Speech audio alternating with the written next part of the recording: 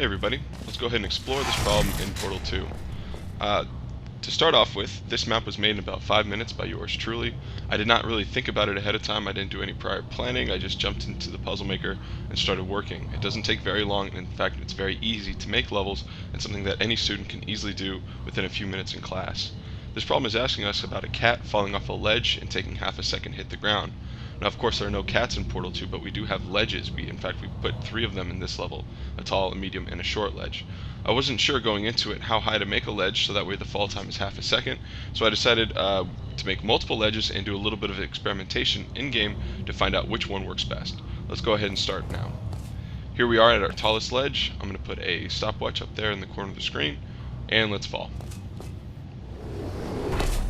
Okay, and that took 1.4 seconds. A little too much time. Let's try our medium ledge.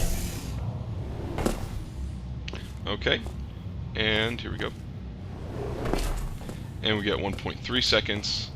Let's try our smallest ledge.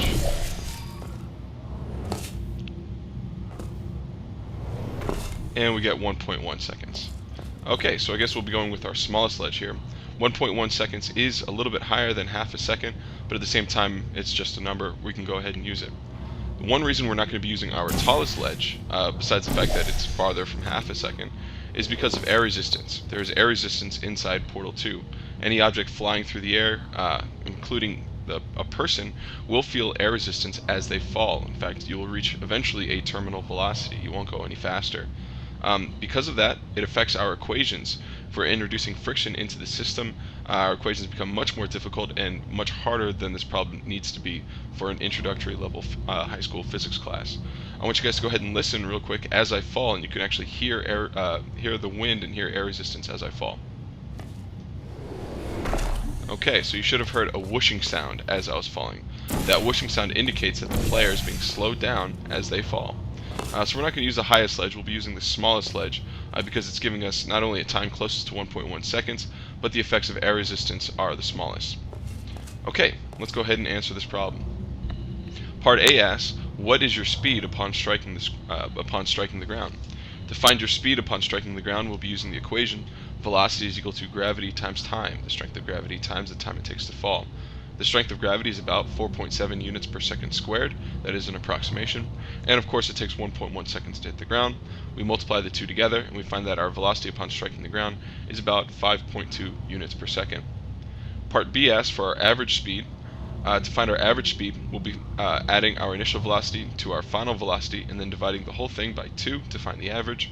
The average velocity in our problem is going to be 2.6 units per second. Now we have an average speed and we have the time it takes to hit the ground. It's not too hard to find C. Part C asks us to find how high the ledge is from the ground. Before we start, I'm going to go ahead, jump on the ground, and take a look back up onto the ledge. And it's pretty clear from here that our ledge is 3 units high.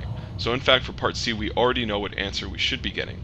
This gives us a good chance to test the validity and the accuracy of the physics engine in Portal 2.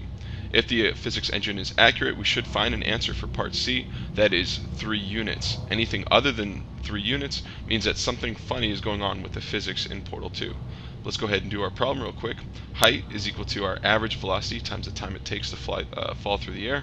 Our average velocity is 2.6 units per second. Our time in the air is 1.1 seconds. When we multiply the two together, we get 2.9 units.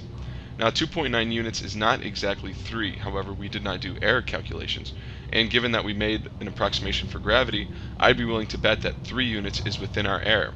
In fact, it does seem like, at least at this point, that the physics inside Portal 2 are the same physics we have in the real world. They follow the same laws. And in fact, this makes Portal 2 a very fun, very easy, and a very compelling way to make physics problems come to life in the classroom.